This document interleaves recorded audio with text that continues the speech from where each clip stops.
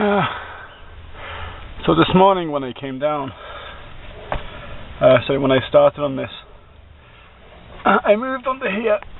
I noticed that the flywheel, which I left here last night, has got oil dripping on it. And so on a bit of investigation with the where's my torch? With the seal last night, which I was concerned was broken. It says I don't think the seal is broken. However, if you look closely at the oil pan, or the sump, or if you call it, this thing here is the engine block. This is the main rear engine oil seal. This is the oil pan, the sump, and you can see this. It's got oil all over it. And if I wipe it away, you can see this. The oil pan is cracked.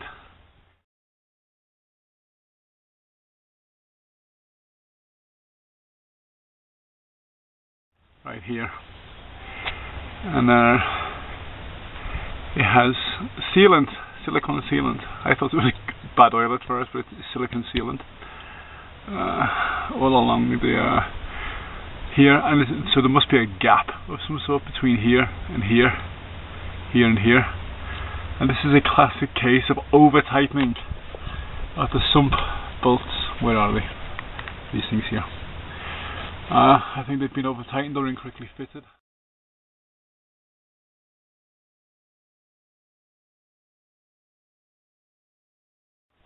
Well, that's one guess. Also, it could be that when the truck was off-roaded at some point in its life, the bottom of the sump here hit something, and it's cracked it. Yeah, that's kind of not something I wanted to find this morning. A cracked sump. I'm not sure how I'm going to fix that, because to remove the sump on this motor, yeah, you have to take the engine out. Because if you look, there's no room to remove it. So I'm gonna, have to think about that. I might just try and clean that cut up and put some more silicone in it, because I can't really have it dripping oil. It's just funny because I've never noticed oil drips, so maybe that's what's been gathering in the bottom of the bell housing when just drying from heat. But I'll have a go fixing that. Anyway, if you're wondering why there's a white mark there on the end of the crankshaft, there's a corresponding white mark here, this one, on the flywheel. And that's so that I made sure the bolt holes are lined up correctly. I think it doesn't really make a great deal of difference, but I just want to be sure. So what I'm going to do now is I'm going to finish removing this pilot bearing. Where are we? I'm looking through the camera viewfinder, so it's two-dimensional. I think I can get this out today.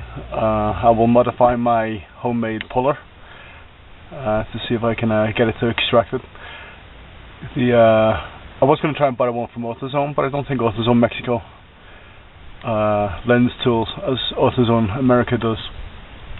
So let me modify that, and we'll try the tool again. You know something? On a closer examination, I don't think that is a crack. I think it's an indexing mark. I can't really see it. There's one, it's straight. And two, there is no corresponding. I can't get the torch in I can't get the torch in the camera. Under here, there's no corresponding crack. You see under there? There's nothing. I think that just may be an indexing mark. So that must mean the oil leak is coming from the gasket sealant. The gasket sealant, which is good news, because that means I can just clean some of that out and put fresh sealant in.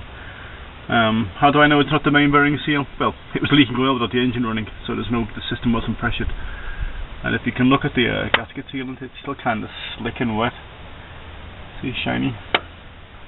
So I'll try and scrape some of that out and put some fresh sealant in and see what happens.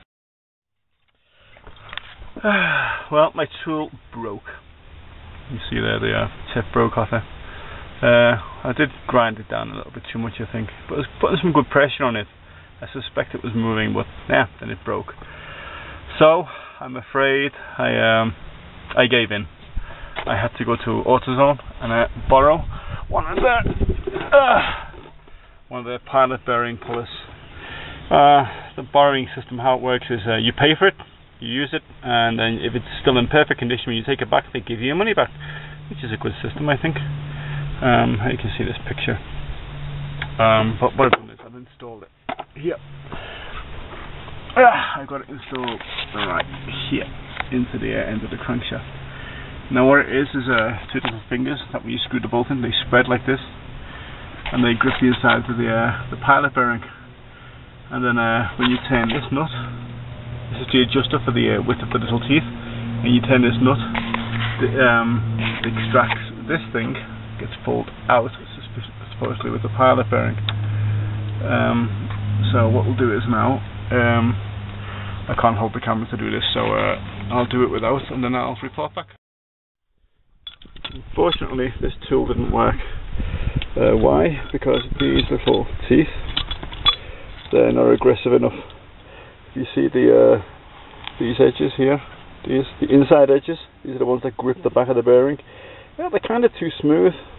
And what happens is, no matter how much you tighten it, these little things, when they spread open like this, because they're so long, they tend to bow in like this as you're tightening it, and that's why it kept slipping off, so it was no use to me. So that was no good. So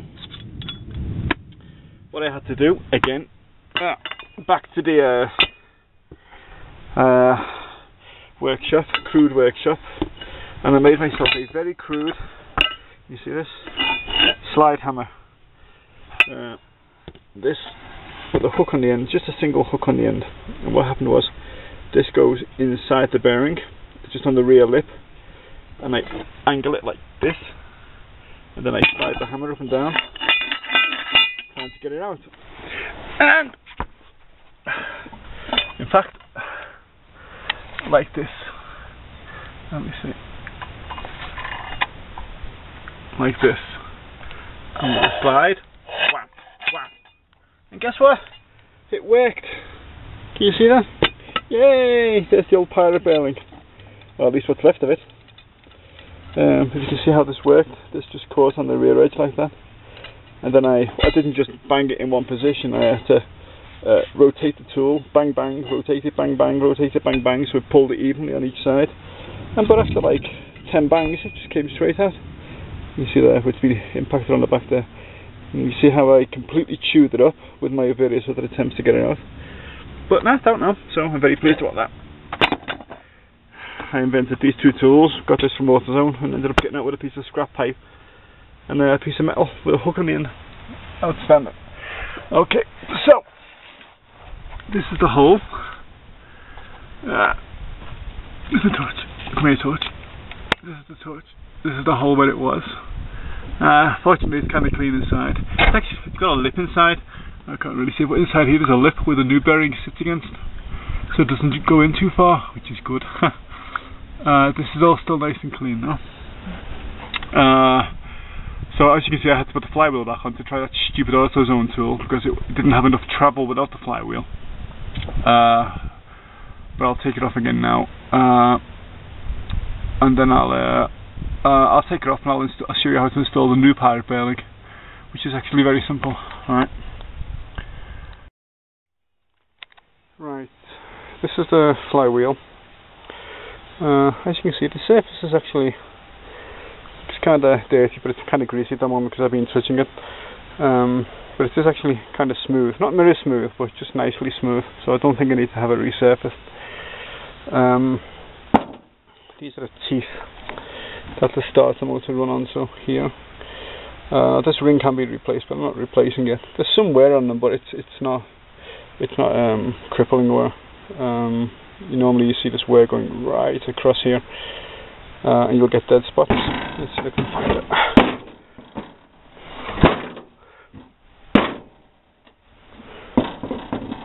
No, I can't really find a dead spot. Normally you get maybe here. Which here, this point here seems to have the most wear.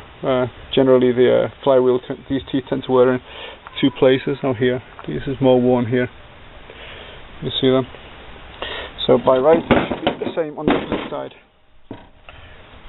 Yeah, it's the same on the opposite side, just there. That's where it is the most. It's only two places it wears, where the cylinder's rested, approaching top dead center, and 90 degrees away. They generally are less, like this. So what I might do is I might just offset this by one bolt hole, or to try and even out the wear and the teeth. One thing I did notice on the flywheel is, if you can see this, can you see that stain? That's oil. That is, I'm not sure if it is positive from the rear oil seal, but it's definitely getting thrown out. There's not much of it, considering the age and the mileage of the truck. It might just be drips from above running down. So I'm not too worried about that at the moment. Right, so what I need to do now is clean this surface up, and then we can start reinstalling things. Put this back on, we'll reinstall the clutch. Okay, small developments. I was given the surface of this a quick rub with some tape, lubricated with WD-40 to try not damage it too much. And as I'm cleaning it, the top surface is clearly go away. You can see it's a little bit cleaner, and as it did so, and you can see this, but there are there. You see these, like, there are a couple of small pits. I think these are from a prior installer, or the similar sorts of work of the clutch. There's some there, there's some here, which I couldn't feel before. And also here, there's actually a very, very slight lip. It's like a 1/10 of a millimeter, or something like that, which is all the way around. So there is actually more wear than I suspected on this flywheel. So I'm going to have to get this resurfaced, which I can't do today because it's a Sunday. I'll have to take it tomorrow. That's an unfortunate development because I wanted to get this fitted today and get the clutch back on. So I'll get that done. Okay, I'm going to fit the pilot bearing now, and believe it or not, this little mess here is the pilot bearing. Why does it look like that, you may ask? Well, I put it in the freezer. I wrapped the bearing in saran wrap, put it in a paper towel and put a bit of water over it with a sprinkle of salt, put it in the freezer to make it very, very cold. And if you put salt on it, it makes the temperature drop even more. That'll help it shrink and go into the hole much easier. So let me just show you this. I cleaned up the area here, you might see. I scraped out the old sealant and put in some new ones. I also cleaned out the pilot bearing hole, so it's nice and clean, and cleaned out the bolt holes, because I will need to put thread lock on them when I'm done here, and the thread lock, which I haven't got with me, will secure the bolts into place so that they don't come out during operation, because if that does, they come out, it's pretty serious stuff. So let me just recover the bearing and we'll put it in.